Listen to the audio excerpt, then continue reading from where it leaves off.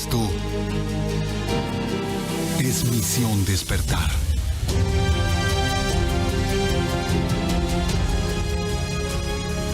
Muy buenas noches, queridos amigos de Misión Despertar.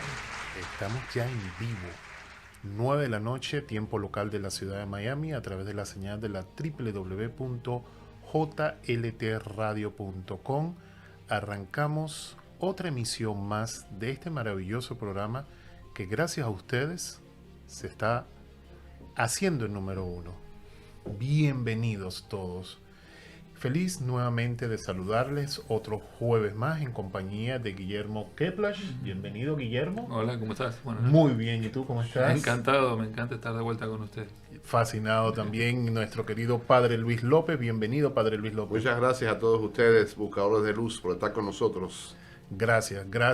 Nosotros acá conformamos esta mesa y este programa que a través de la www.jltradio.com llega a ustedes bajo este nombre de Misión Despertar.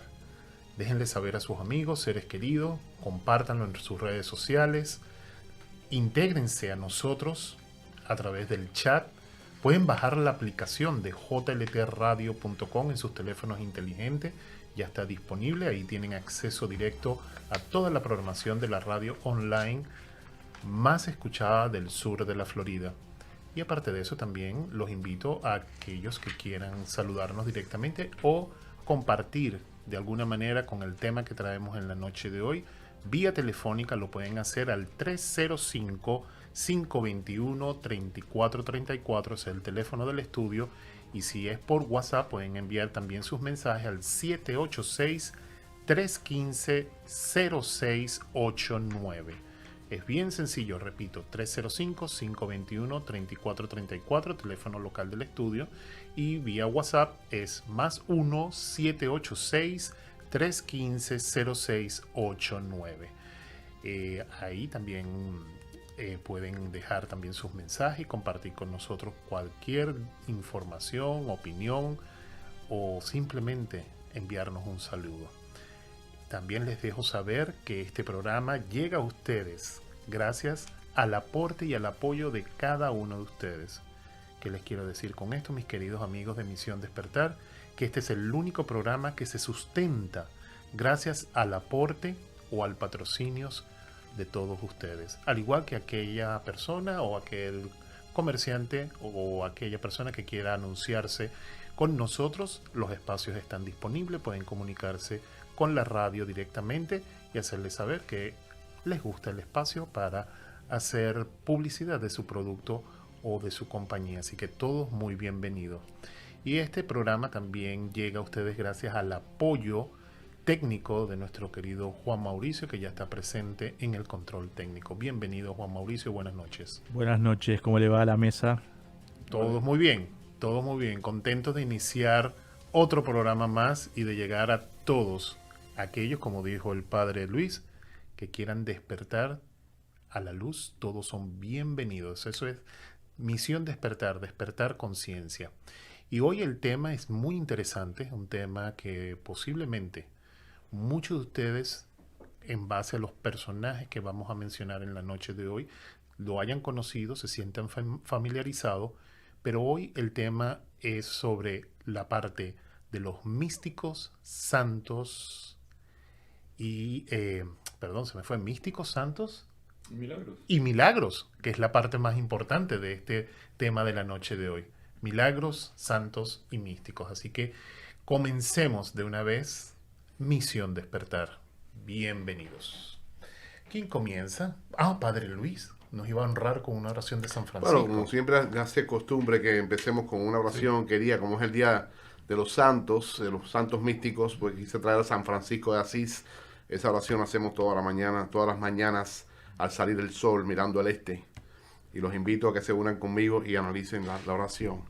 Señor, haced de mí un instrumento de tu paz.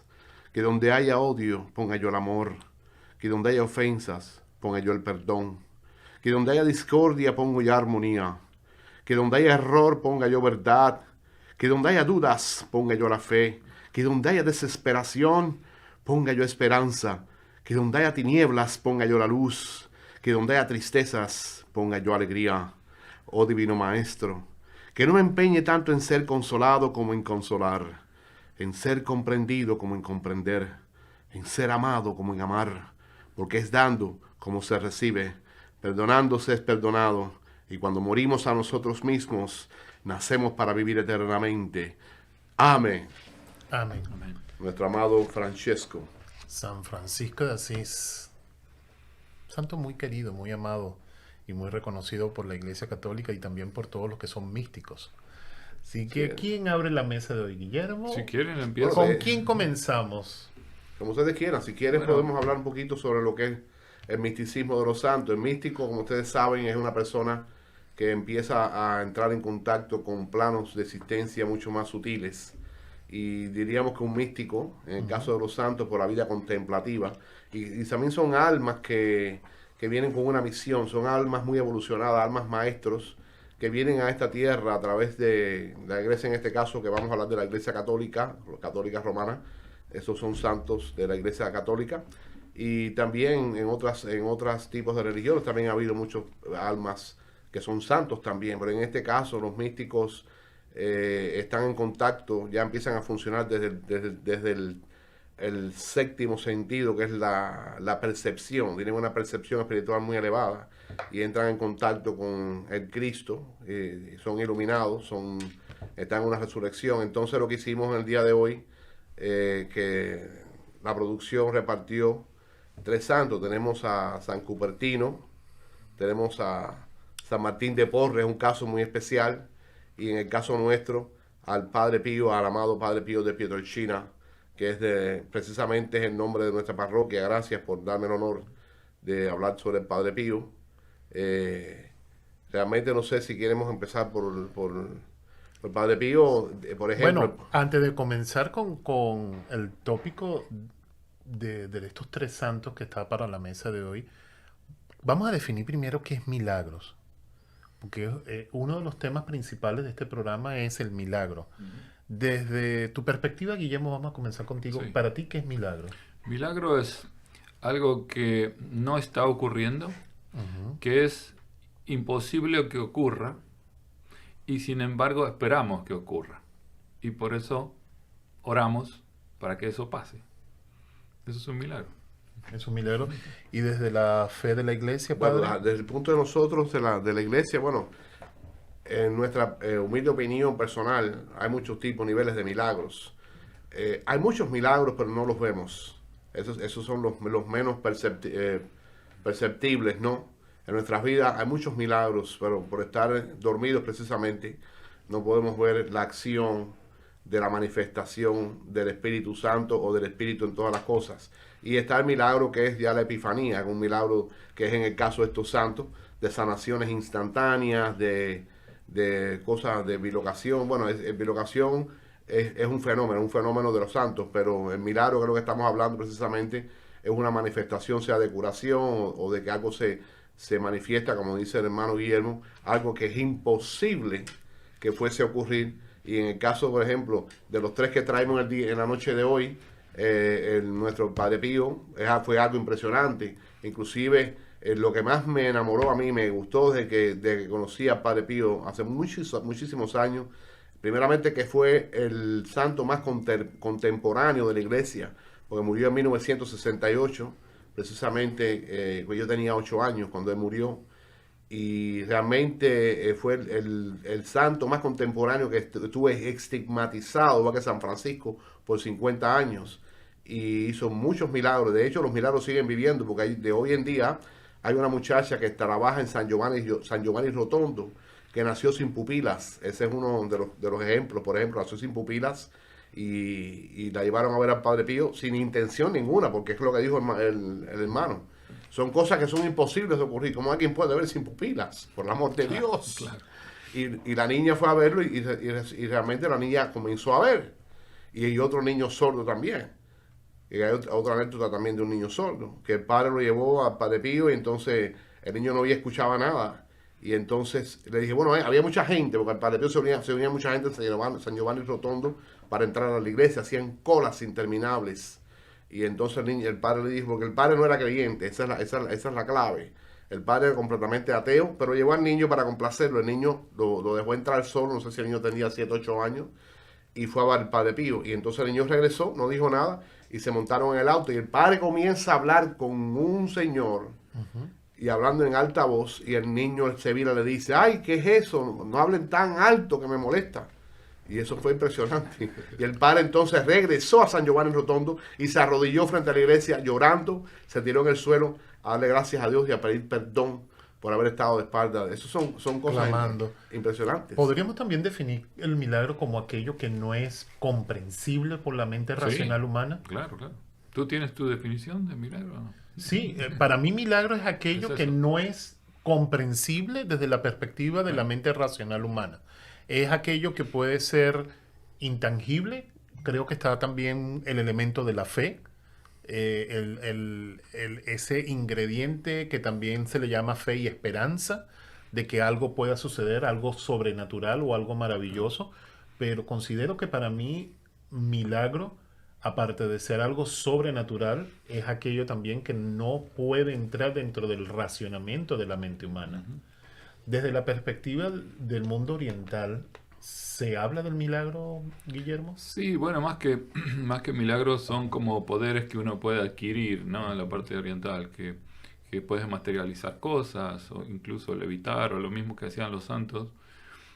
Son, digamos, poderes que se quieren haciendo yoga, ¿no? Y eso está delineado en el libro de Patanjali, que es el óctuple sendero del yoga, que explica todas los poderes o virtudes o dones que uno puede desarrollar practicando ciertos tipos de yoga, ¿no? Y no se consideran milagros en ese caso, ¿no? Se consideran capacidades de los seres humanos, ¿no? Que tenemos los seres humanos sin desarrollar. O sea, dentro de las filosofías orientales y de las prácticas orientales, ahí sería más que todo la práctica, el desarrollo espiritual de la persona, el desarrollo interior, Sí. o la práctica interior. ¿Ya? O sea, no se ve el milagro como lo vemos en el mundo occidental, no de esa perspectiva como No, lo porque, vemos. digamos, lo que vamos a hablar hoy, que tiene que ver con seres que fueron santificados, ¿no? Lo que nos da es digamos, la garantía, la certificación de una institución que no certifica a alguien fácilmente. Okay. O sea, que realmente, si estos santos de los cuales vamos a hablar no levitaban, la iglesia no iba a decir que levitaban, ¿no es cierto? Entonces, tenemos por un lado algo que está súper corroborado, pero posiblemente en este momento puede haber alguien levitando en la India y nadie se va a enterar. Y no vamos a tener pruebas de que lo hizo, y si alguien lo ve, los demás puede ser que no lo crean, ¿verdad? Pero si la iglesia dice, mira, este santo sí lo hace y nosotros lo hemos confirmado, entonces no nos queda más remedio que creer que es posible. Sí, aceptarlo como un crédito. Exacto. O sea, Cupertino andaba volando por los aires como Superman. Entonces, si alguien le dice, mira, un hombre volaba por los aires, va a decir imposible. Pero si uno busca la historia, se va a dar cuenta ahí tenemos que sí lo hacía. Ahí tenemos en pantalla imágenes de San Cupertino. La imagen que está con la cruz era una cruz que estaban tratando de subir a una montaña y era tan pesada que no podían. Y San José Cupertino vino, la levantó y la llevó volando y la llevó hasta arriba de la montaña. Sí. Y eso no lo vio una sola persona, lo vio todo el pueblo. Yo invito a los oyentes que por favor vayan tomando nota de estos santos que estamos hablando en la noche de hoy. San Cupertino, San Martín de Porras y el Padre Pío.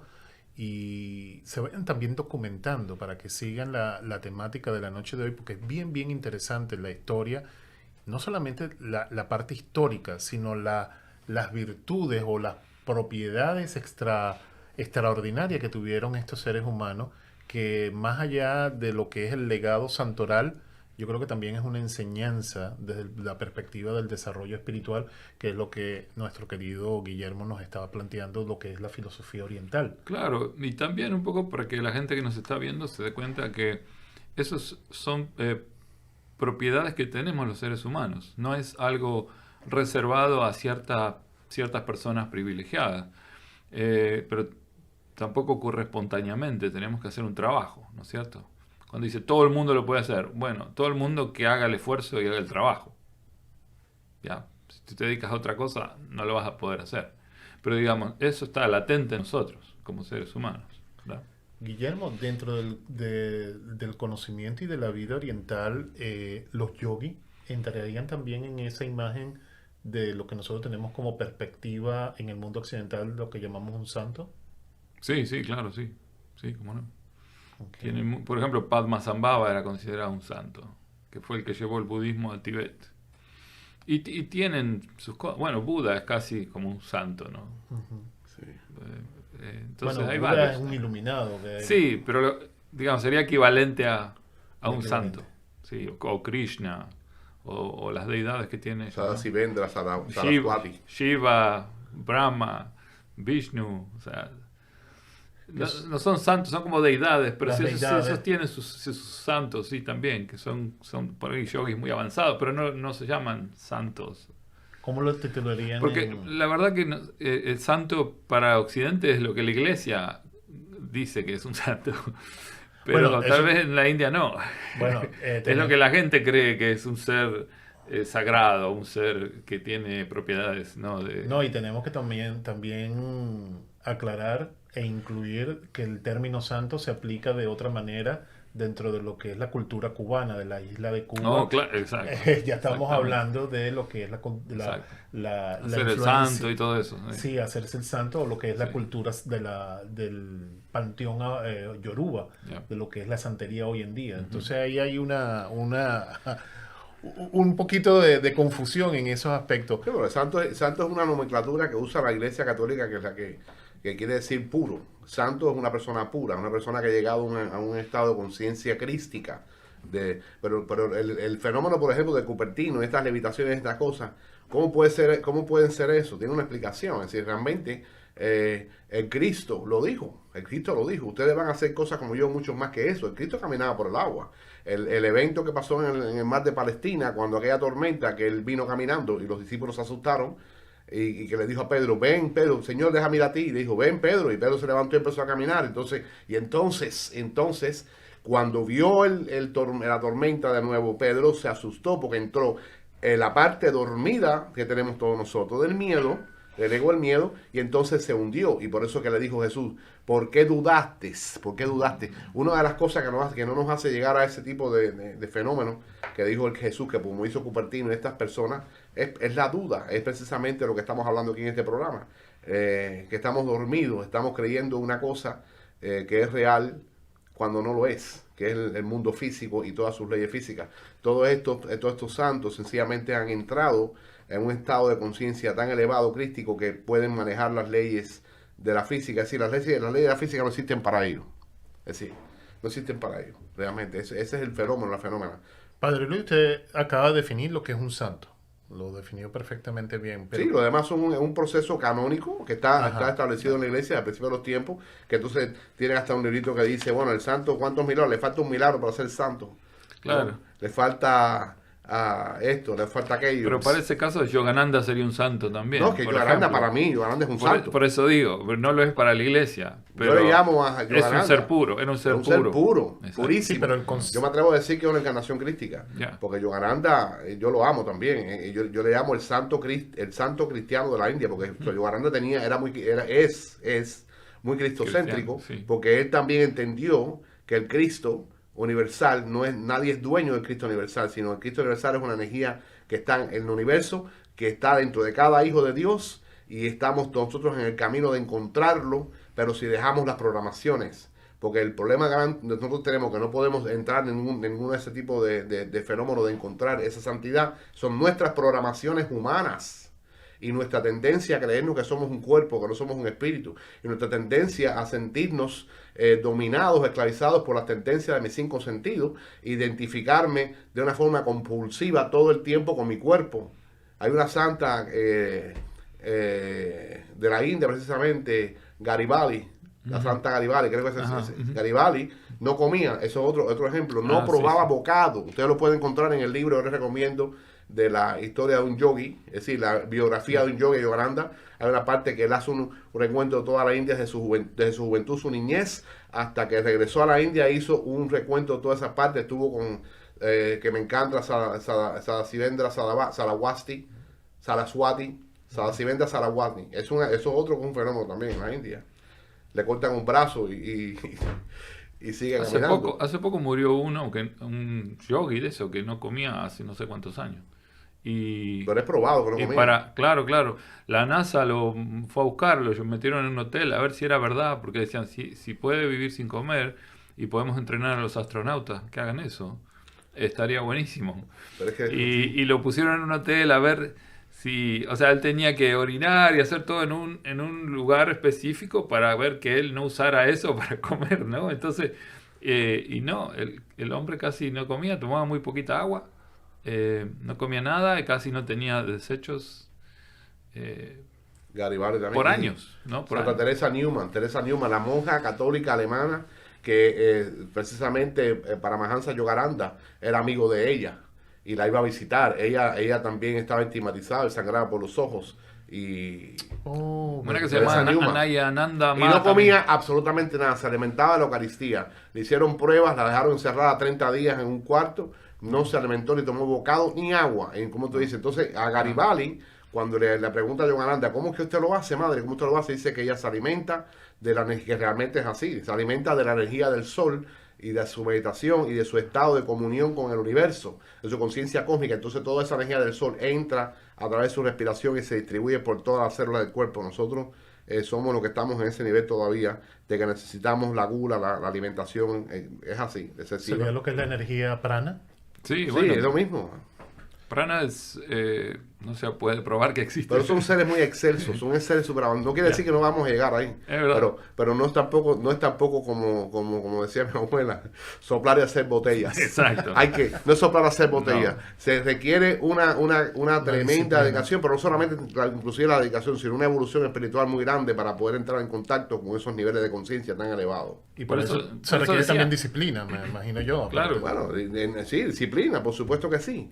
Pero en nuestra opinión tengo son un- seres excelsos. Tengo un comentario acá, dice, conozco gente que se alimenta solamente de agua de mar. Ah, sí, existe eso también, sí, sí. Del sol, del agua del mar. Había otro chiquito que se llamaba God Boy, que estaba en un árbol viviendo, un árbol enorme, ¿verdad? Que había hecho como una cuevita ahí, y estaba ahí meditando. Sí, exacto. Y pues tuvo años hasta que lo descubrió la gente y empezaron a ir los curiosos, y después puso uno un puestito para vender, ¿sabes? Hot Sí. dogs, y entonces se formó un Sin círculo embargo, Buda no lo pudo hacer. que lo tuvieron que se Bueno, lo tuvieron que pues, llevar, pero estuvo las cámaras, por ejemplo, de Fox y de los networks grandes, con la cámara sin cortar, o sea, filmando a ver si de verdad él se levantaba e iba a comer o iba a hacer algo. Nada, por una semana por lo menos estuvieron filmándolo. Y eso lo hacen con una piedra, se meten una piedra en la boca, hay un truco de eso, que no es un truco, que comen esos sales, esos minerales. Y bueno, mi maestro también decía, cuando él paraba el corazón y la respiración, También. no comía tampoco, ¿no? Entonces, y yo le pregunté, ¿cómo es posible decir que el corazón esté parado y siga la circulación? Y él me explicó que las venas, Ujú. nuestras venas se mueven como los gusanos, Ok. no están fijas, tienen un movimiento. Cuando uno baja el metabolismo, las venas siguen bombeando por sí mismas. Una especie de peristalsia. O sea, se circula muy poquito, pero como no hay, digamos, consumo de energía, con ese poquito uno se sostiene. Oh, interesante. Padre Luis, retomando el tema nuevamente de los santos, al principio la cristiandad eran los mártires. ¿Cómo surge el concepto de santos y cómo es el proceso que lleva la iglesia para declarar a una persona santo y llevarlo a los altares? ¿Bajo qué criterios? Porque sí llama la atención que al principio, los primeros siglos, eran mártires y se les representaban con una hoja de palma. Claro, a sí, los pero- primeros mártires. ¿De dónde cambia el concepto de mártir a santo? Bueno, en sí el concepto no ha cambiado totalmente. Lo que pasa es que hoy en día no hay tantos mártires, así como en esa época, porque son momentos históricos, de cambios históricos en la humanidad. En el caso de los cambios de Roma, del Imperio Romano, como estos santos que hablamos los otros días de San Sergio y San Bacchus, que eran soldados romanos que lo descubrieron que estaban entregados al cristianismo y lo martirizaron y los torturaron o los mataron. Y tenemos también santos que son mártires porque murieron por la fe. Igual que tenemos el asunto de las personas que se llaman también los doctores de la iglesia. Son gente que a lo mejor no hicieron milagros de este tipo, como estos Padre Pío, Cupertino, etcétera, pero que sí hicieron un gran trabajo en la iglesia. Como San Agustín. Como San Agustín, que a San Agustín, si usted lee los libros de San Agustín, Confesiones de San Agustín, La Ciudad de Dios, y todos esos libros, va a ver, van a entrar, porque lo lindo de esto es, bueno, no quiero apartarme de tu pregunta, es el mismo proceso. Entonces lo que pasa es que ya no hay mártires, pero siempre la iglesia estableció, no recuerdo la fecha exactamente, en los concilios, que para llegar a cumplimentar los reglamentos para canonizar, porque canonizar quiere decir legalizar, un canon es ley, canon es sinónimo de ley. Entonces el proceso de ese proceso, con lo que es los cardenales y eso, de decidir quién es el que van a canonizar, porque de hecho el Padre Pío murió en el 68 y lo vinieron a canonizar en el 2002. Y lo canonizó Juan Pablo II, ¿no? En mayo, creo que es en mayo 16, junio 16. Sí, toma tiempo. Toma mucho tiempo y había hecho cientos de milagros. Que yo este libro lo traje y después se lo voy a mostrar para que quiera tirarle una foto, porque es el libro más sencillo de leer, de la biografía de una manera cronológica, con fotos, eventos y todo, muy fácil, muy dinámico de leer. Yo les traje para que el que quiera comprarlo. Pero ese es el proceso. Entonces, realmente yo creo que ya ese proceso está muy lento, porque yo no creo que estamos saliendo muchos santos últimamente, ¿no? Bueno, pero me llama la atención que acaba de mencionar a San Agustín, y muchos no saben que San Agustín no hizo ningún milagro, pero está en los altares. Y la madre de San Agustín la llevan a los altares por ser la mamá de San Agustín. Recuerdo, igual que Ignacio Loyola fue un gran hombre, fue un hombre que fue santificado, porque también hizo mucho por la iglesia, creó los soldados de Cristo, ¿no? Que son los jesuitas hoy en día, y estableció un sistema de estudio académico para los seminarios increíble. Es decir, fue un hombre muy brillante. Yo no recuerdo que haya hecho un tipo de milagro de este tipo, de bilocación, de reverberación, esa cosa. Pero yo también pienso también que hay otros tipos de santos, ¿no? De realizaciones específicas de iluminación. Hay estilos de santos. ¿Hay alguna relación entre los jesuitas con los fabianos? Déjelo ahí, que tenemos que pasar con Juan. Espérate, acá tenemos, Cecilia dice, en la salud se ven a menudo curaciones milagrosas y son esos casos que no tienen miedo ni dudas con su enfermedad. Y después preguntan, ¿el Padre Pío tuvo encarnaciones? Buena pregunta. Que conte que no pregunté yo, Padre Luis. Que conte que no pregunté yo. No tengo idea. No soy el único Pepito preguntó. Yo no sé si iba a decirlo, porque después no quiero que me... Puede ser, pero no sé, no hay nada corroborado, digamos. Bueno, nada corroborado, pero hasta donde tengo entendido es el alma de San Francisco de Asís, ya lo dije. Ah, ok. Puede ser. Es el alma de San Francisco de Asís. Yeah. Y San Francisco no era, digamos, religioso originalmente, era no, es que por San él Francisco, mismo. Pero es uno de los temas que estábamos hablando al principio. Por él mismo hacía su cosa, se practicaba. Sí, igual que San Martín de Porres, entró en un monasterio huyendo, tratando de resolver, ¿no? Ahí está, San Francisco de Asís. Entonces él hablaba con los animales. Pero Francisco... Y hacía cosas... Era un maestro encarnado, y entonces él no iba ni a la iglesia. Él encontró la Biblia cuando hicieron la revuelta en Asís de las dos familias que estaban en guerra, y él estuvo envuelto en eso y cayó preso en su juventud, y en la celda se encontró con un cristiano que estaba también preso y que se lo estaban llevando, y el cristiano le confiesa que tenía un libro escondido en una piedra, y cuando coge el libro era el Evangelio. Y entonces empieza a leer eso y aquello le toca el corazón. Y después se ve, bueno, la historia de San Francisco también es bella, preciosa, y es un alma también divina. Sí, no, la historia de los santos de verdad que llama muchísimo la atención.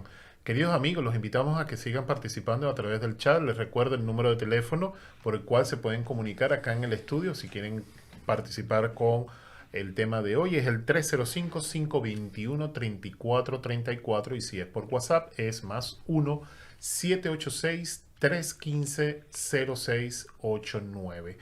Volviendo al tema de la vida de los yogis. Desde la perspectiva, Guillermo, desde tu conocimiento y de esa perspectiva,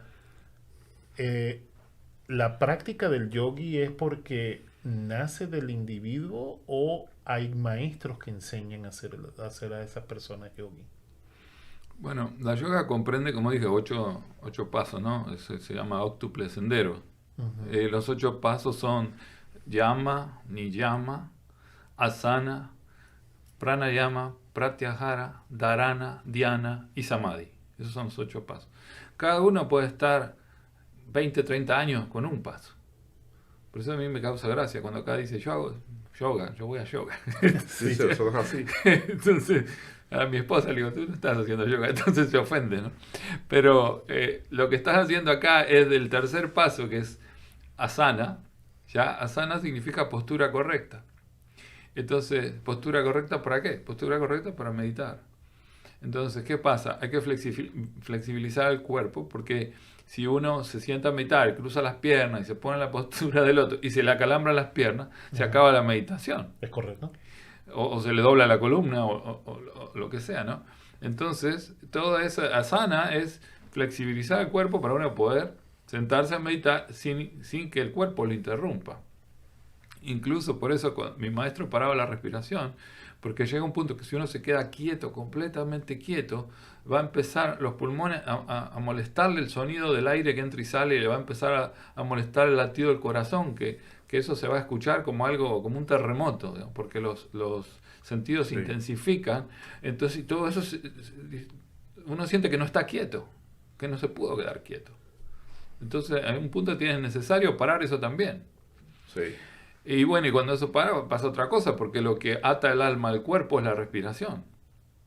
¿No es cierto? Entonces, cuando uno para de respirar, el alma se suelta. Entonces, pero bueno, eso es yoga, ¿no es cierto? Dentro de esos 8 pasos, depende hasta dónde llegue el practicante. ¿Ya? Okay. Entonces, hay muchos aspirantes, pero pocos llegan. Muchos son los llamados, pocos los elegidos. Qué interesante ese punto. Entonces depende de tu constancia y también depende de que uno tenga las aptitudes necesarias, ¿no? Incluso un físico, vamos a decir, que se pueda adaptar a a la práctica que uno tiene que hacer también, ¿no es cierto? Vamos a decir, no, yo puedo decir, todo el mundo es capaz de escalar el monte Everest. Sí, no todo el mundo. A mí, a mi edad, a mi condición, no puedo escalar.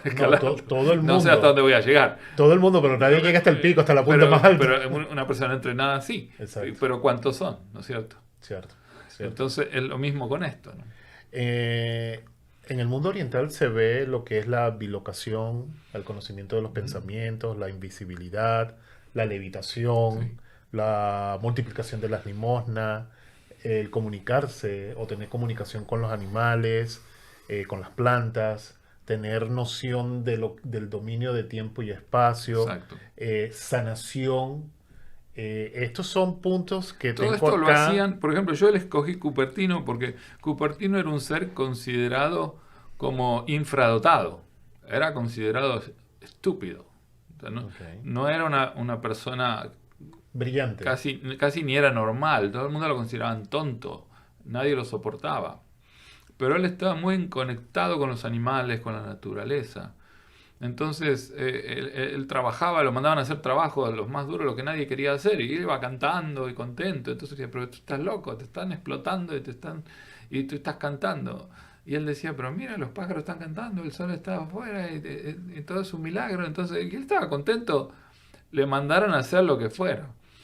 Y un poco eso es lo que me enseñaron a mí, mis maestros, ¿no es cierto? Porque en cada acto está toda nuestra vida. A mí no me gustaba fregar los platos, no me gustaba lavar los platos. Y me acuerdo cuando fui al ashram, lo primero que me mandan es a lavar los platos de todo el mundo. Entonces, eso es servicio.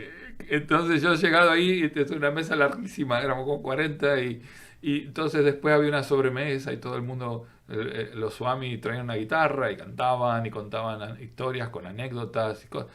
Y a mí me mandaban afuera, que había un piletón con agua y había cloro para desinfectar los platos. Y afuera no se escuchaba nada, porque estaba como a 20 metros de la casa el lugar para lavar. Era como que castigado, ¿no?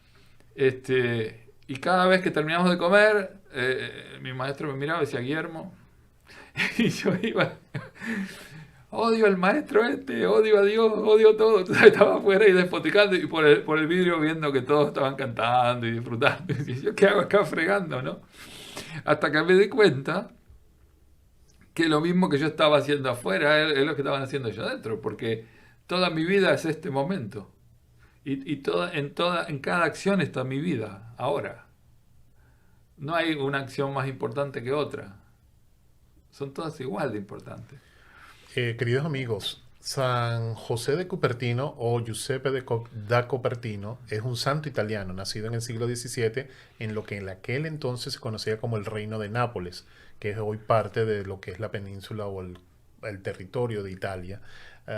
Una de las cualidades que me sorprendió de San Cupertino, que yo desconocía de este santo cuando estábamos preparando el programa, que su principal cualidad es la levitación.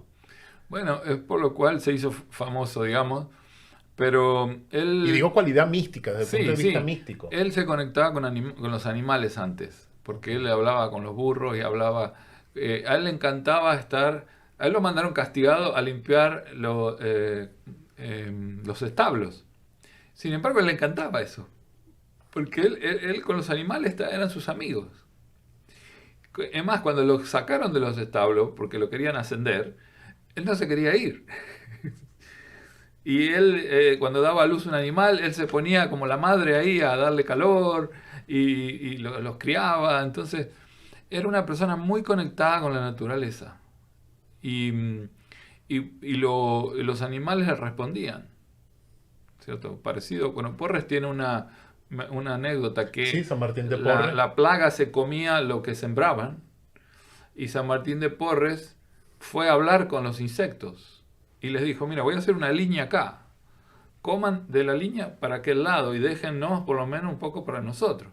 Y a partir de ese momento comían de la línea para aquel lado, o sea, y todo el pueblo dependía de eso, ¿no es cierto?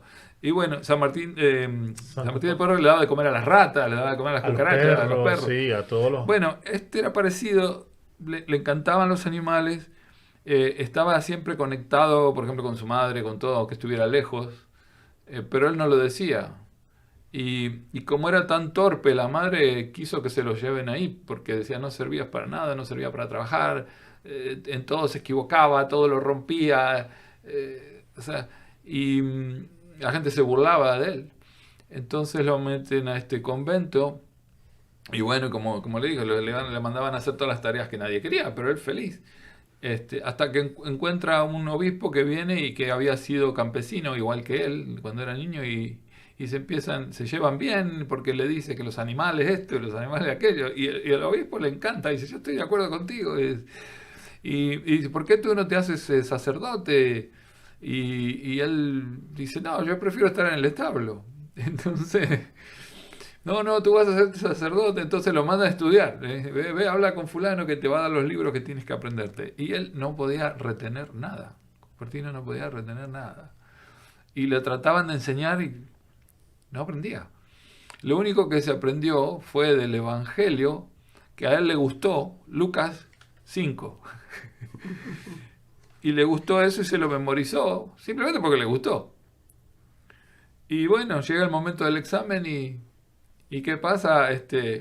Al azar abrían la Biblia y preguntaban: bueno, recítenos tal cosa, recítenos tal otra. Y cuando él se sienta: bueno, recítenos eso, el 5 el único que él sabía. Que era Lucas, sí. Lucas 5. Y él dice: no puede ser. Sí, ¿eso quiere que le diga? Sí. Y se lo dijo. Ok, perfecto, pasó el examen. Por eso también es el patrono de los estudiantes. Sí, y es el patrono de los aviadores. De la aviación, claro. De la aviación, como de los astronautas. Como volador. Sí, está asignado como también el patrón de los astronautas. Así es. Pero él era un fraile. Él era fraile. Claro, llegó, sí. Sí, él era fraile y, por cierto, él pertenecía a una orden, que es la orden de los frailes menores de conventuales. Es una variante de la orden, ¿cómo que se llamaba esta orden? De la orden religiosa... de la primera orden religiosa de San Francisco. Sí, claro, los fratres menores. Sí, y tengo entendido que están relacionados con los capuchinos. Sí, exacto. Pero era una orden menor. Entonces... Pero él fue llegando, fíjese cómo fue llegando. Ajá. Él de ese examen lo pasó así. Después el próximo examen, había más de 10 personas delante de él, que iban llamando de a uno. Y todos habían sido brillantes. Él no tenía ni idea qué decir, ¿ok? Pero pasa uno, brillante, 2 brillantes, 3 brillantes, 10 brillantes, era el número 11. Y toda la mesa examinadora dice, bueno, aquí todo el mundo sabe su tema, o sea, no es necesario seguir con este examen. Aprobemos a todo el mundo. Justo que le iba a tocar entrar a él, dijo, ya, aprobemos a todo el mundo porque aquí todo el mundo está brillante, no hace falta más prueba, que todo el mundo sabe su cosa. Y ahí pasó el próximo paso. Y el último paso para ser fraile se encuentra con el obispo que se había encontrado originalmente, que ahora era arzobispo, y que era el que decidía, cuando examinaba a la gente, si aprobaba o no aprobaba. Y cuando lo ve a Cupertino, dice, mi amigo, ¿cómo estás? Entonces, bueno, él ya pasó, ese no le tomen examen, él ya pasó. Entonces, de vuelta, por eso es el patrono de los estudiantes, ¿no?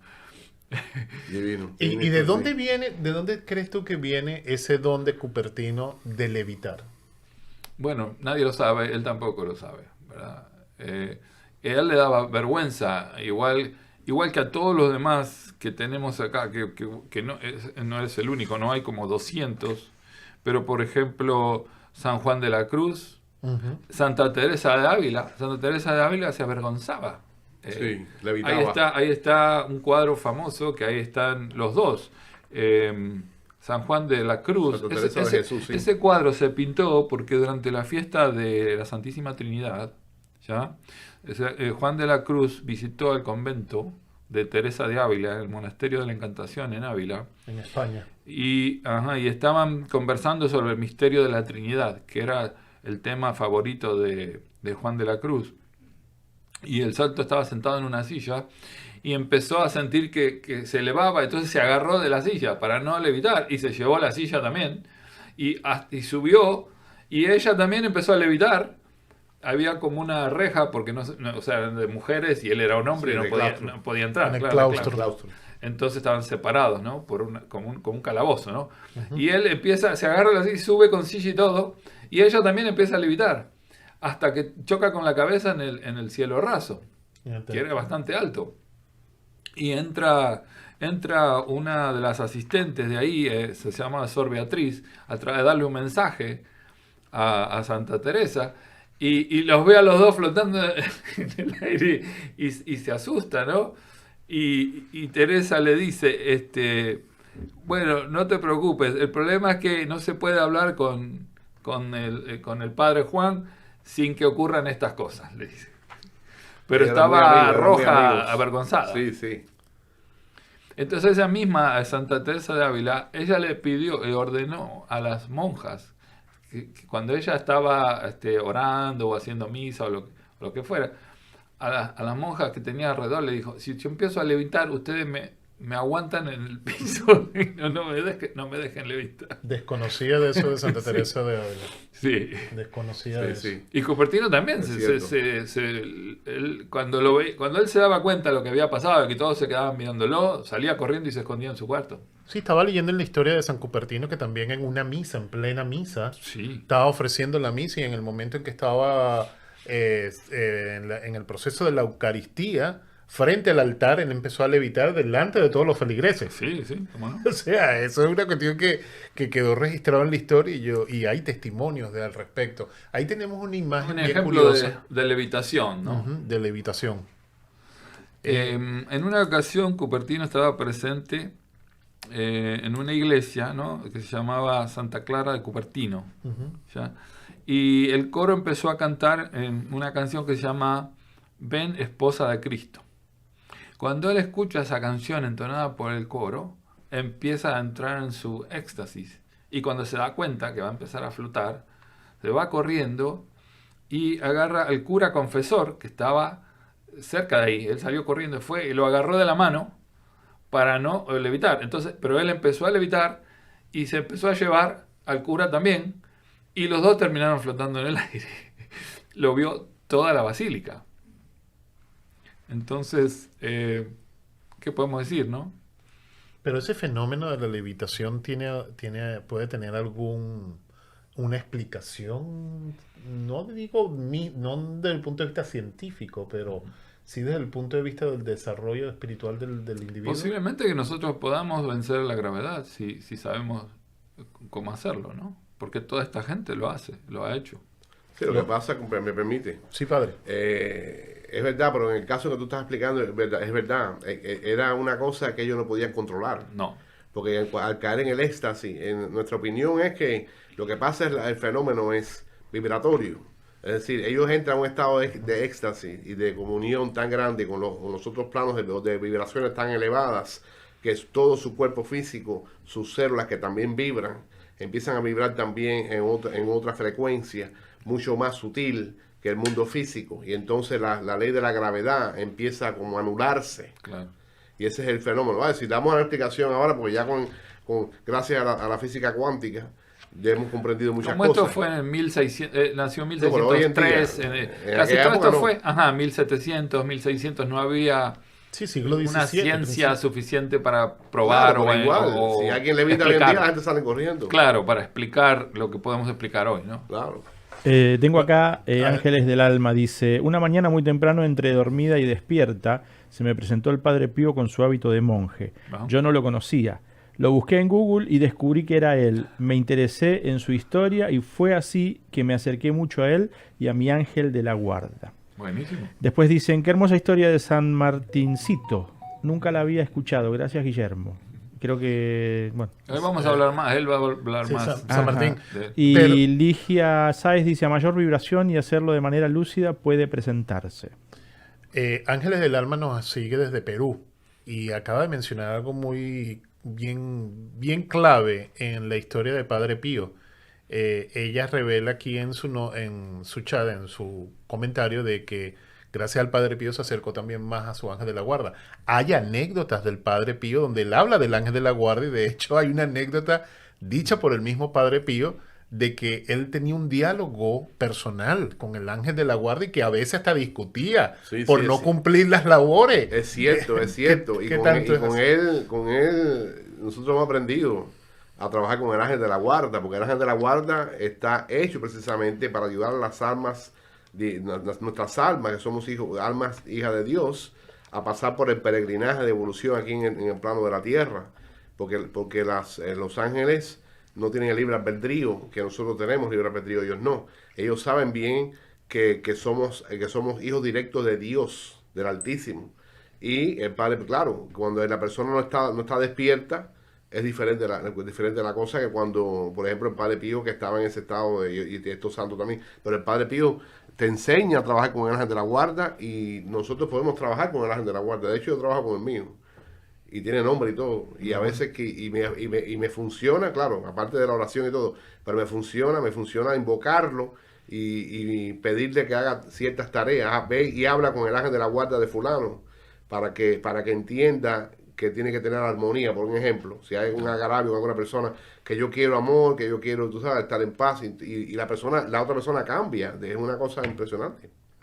Puede suceder. Sí. Uno de los emblemas del Padre Pío o reconocimiento universal del Padre Pío es la estigmatización, Exacto. la sí. manifestación de las estigmas de Cristo en la cruz. ¿Eso podría también entrar dentro de esta parte de lo místico? Bueno, la estigmatización precisamente es una de las maneras, ¿no?, de entrar en la conciencia del Cristo. Le pasó también a Santa Teresa Newman, porque ellos vivían la pasión del Gólgota constantemente. De hecho, el Padre Pío nos enseñó a amar la Eucaristía, porque él describió la parte de la Eucaristía en cada paso de la pasión de Jesús, en lo que es la Eucaristía. En ejemplo, cuando tú levantas la hostia, esa viene siendo la parte en que él expira, cuando dice, Padre, en tus manos encomiendo mi alma. Y este libro yo lo traje porque quería, no sé si mostrarle para que tiene una foto. En este libro del Padre Pío, se llama El Padre Pío, el fraile de las estigmas. Lo pueden encontrar y es un libro. Permítame, Padre, para ponerlo yo en pantalla mientras te va explicando. Es un libro que es una gran biografía, pero de forma cronológica, con fotos y con todo. Y eso es lo que lo hemos usado en nuestra iglesia, por ejemplo, para enseñar a la gente la devoción al Padre Pío y seguir el ejemplo, porque una de las cosas importantes de todos los hombres santos de todas las religiones es que nos muestran un camino de realización que quizás nosotros mismos, es decir, un ejemplo para que nosotros aprendamos cómo vivir la fe y cómo encontrar verdaderamente la parte mística de la fe, más allá de una programación religiosa. Porque la programación religiosa es decir, tenemos que graduarnos algún día. Es decir, no, podemos estar la vida entera haciendo lo mismo. El rosario es hermoso, pero algún día tenemos que graduarnos. Ese es el Padre Pío de Pietrelcina. Y él, verdaderamente, en nuestro caso, por ejemplo, en el ministerio, los años que vamos trabajando con la devoción con él, que tenemos los círculos de oración del Padre Pío, de personas, la foto cuando hemos visto joven, milagros. ¿no? Yo he tenido experiencia con él. Permítame, padre. Ahora en pantalla para nuestros oyentes y nuestros cibernautas, están viendo una imagen del Padre Pío. Hay la imagen donde está el joven. Es una de las fotos más extrañas que se puedan encontrar hoy en día porque todo el mundo conoce al Padre Pío ya en su edad adulta. Sí, está en ese libro también, esa foto sí, está en el libro. Y ya desde muy joven ya él presentaba estigmas. Las estigmas de Cristo. Sí, él empezó bien joven. Bueno, él tuvo las estigmas 50 años, precisamente. Cuando le salieron las estigmas le pasó el mismo fenómeno. Se la pasaba escondiéndose, se escondía. Y el fenómeno con las estigmas es que el Padre Pío, al principio lo acusaron de que se las estaba causando él mismo. Hubo una situación con él. Y hubo una contradicción ahí entre dos corrientes, ¿no? Hasta que a través de muchos análisis y muchas cosas se dieron cuenta de que verdaderamente eran sobrenaturales, porque los mismos doctores del Vaticano que iban y le hacían las pruebas y las cosas. Una vez hay una anécdota de que uno de los doctores le ponen unas vendas y las sellan a ver si eso no se le infecta o se cierra o qué pasa. Y entonces a los 15 días o al mes regresa ese mismo doctor que le había ponido un sello de lacre para que no lo pudieran abrir. Cuando le quita las vendas dice, esto es impresionante, siguen sangrando, no se infectan y huelen a rosa. Entonces él se lleva las vendas a su consultorio en Roma y estando, él las guarda con todas las pruebas que tenía en una gaveta y entra alguien y le dice, pero qué olor a rosa tan increíble en la oficina suya, doctor. Y eran las vendas del Padre Pío. Es decir, hay muchas historias del Padre Pío que son increíbles. Se le apareció una vez. Acá hay una imagen en el libro. Hay una historia también. Se puede ver una fotografía de las estigmas del Padre Pío. Lo interesante del Padre Pío, como expliqué anteriormente, como es un santo tan contemporáneo, que no tenemos la dificultad del medioevo, de la época del siglo XV, XVI, XVII, hay mucha documentación basada en eso, y llegó un punto que tuvieron que decir el Padre Pío, las estigmas son verdaderas. Y lo que ustedes quieren ver la película, existe la película, se llama Padre Pío, un hombre de Dios, creo que se llama. Está en YouTube. Tú le pones Padre Pío, película completa. Está hecha en Italia, es bella. Y demora como 4 horas, creo, 2 horas, 3 horas. Usted sabe qué pasa cada vez que muestra un libro, ¿no? ¿Qué dice la gente? ¿Qué pregunta la gente? No, dime. Si lo van a regalar. No, este es el libro del Padre Luis. No sé. Padre Luis se lo entrego en su mano. Qué rápido se lo saca. No, yo no me tomo esa autoridad. Por eso lo pueden conseguir en Amazon. El Padre Pío de las 5 heridas de Cristo. Sí. Esto lo pueden conseguir en todas partes. En su parroquia, en su iglesia lo tiene disponible. No, en la parroquia no la tenemos disponible porque está en todas las bibliotecas católicas. En todas las iglesias católicas, pero lo consiguen en Amazon, señores, Amazon. No le haga con cuña, padre, que cuña no pagada. Amazon no nos paga nada. Sé que, bueno, estábamos hablando del Padre Pío de que es el más reciente. Sí, tenemos, porque lo que pasa siglo con el Padre XX, Pío es el más documentado, pero él fue muchas veces, como usted acaba de explicar, él fue probado también por los médicos, siempre enviados por la iglesia, pero según tengo entendido, el Padre Pío fue muchas veces espiado, esa es la palabra, espiado por la misma iglesia. Constantemente, él sufrió mucho con eso, porque inclusive le negaron hacer la Eucaristía por 2 años. Él estuvo confinado a hacer la Eucaristía solo, y él tenía muchos seguidores en el pueblo de San Giovanni Rotondo que lo amaban, eran devotos de él. Entonces, pero después se comprobó todo, que era real, y todos los milagros que él hizo están documentados. Hay muchos milagros interesantes, inclusive hay uno muy interesante de la bilocación. Eso era constante. Se estaba muriendo alguien en otro lado y ahí se aparecía el Padre Pío y él estaba en San Giovanni Rotondo. Llega una carta de ese monasterio donde se estaba muriendo el sacerdote, dándole las gracias al abbot, del monasterio del Padre Pío, del señor Manuel Redondo, por haber enviado al Padre Pío a darle los santos óleos a Monseñor, al obispo tal.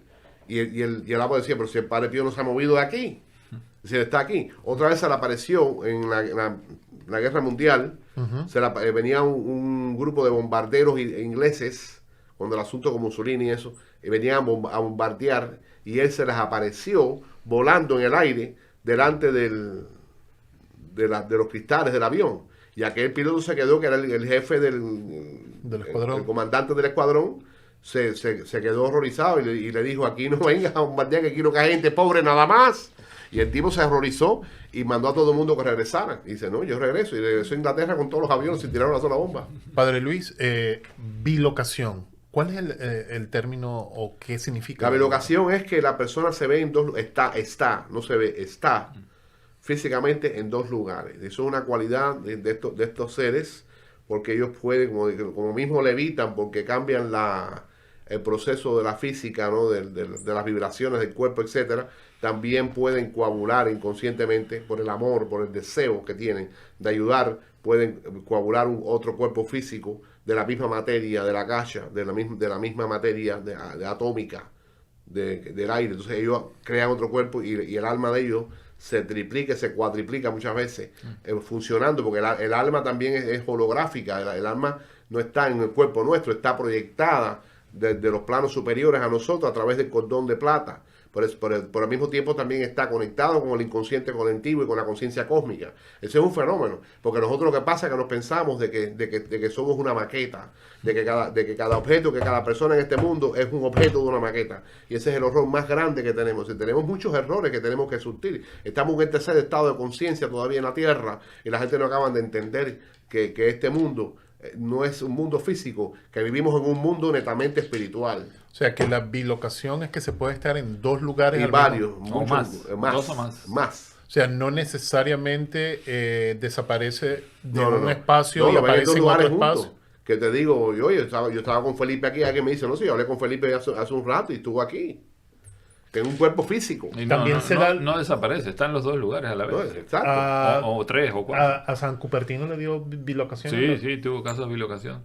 Sobre todo cuando su mamá estaba enferma, antes de fallecer, estuvo con la madre y estaba también en su monasterio, ¿no? En los dos lugares a la vez. Y lo vio el pueblo con la madre.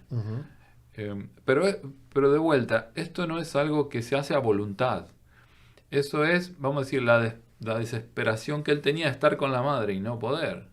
Lo forzaba a hacer esas cosas. O sea, ¿no es un fenómeno a voluntad propia? No. Ninguno de estos fenómenos son voluntarios, como que, bueno, Son yo voy a salir volando y sale volando. No. Son involuntarios. Sí, ninguna cosa ocurre así, porque hace falta una energía, un El estado amor. mental, un estado de trance, como él dice, el amor. Hace falta ciertos ingredientes para que se den. Y no es fácil de reunir esas cosas. Bueno, Entonces casi siempre cuando se reúnen no es con la cabeza. Y pasa porque hay una energía que nosotros estamos juntando y no nos damos cuenta que la tenemos o que no la tenemos. Y mi maestro llamaba eso poder personal también. Y hay un libro de Castaneda que dice, el poder personal hace que una persona se agache a atarse los cordones de los zapatos y evite que una roca que venía cayendo lo aplaste. Pero también ese poder personal a veces hace que la persona se agache a atarse el zapato y la piedra lo aplaste.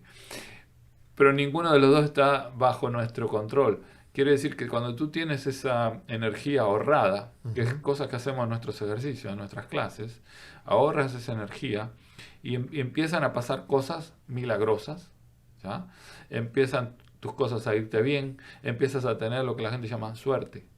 La suerte no depende del azar, depende de esa energía. Y todos los actos estos paranormales dependen de esa energía, que se va juntando gotita a gotita, si nosotros no sabemos dónde, ni cómo, ni cuánto hay. o sea, que podríamos denominar estos términos como un fenómeno paranormal. Sí, claro. Ok.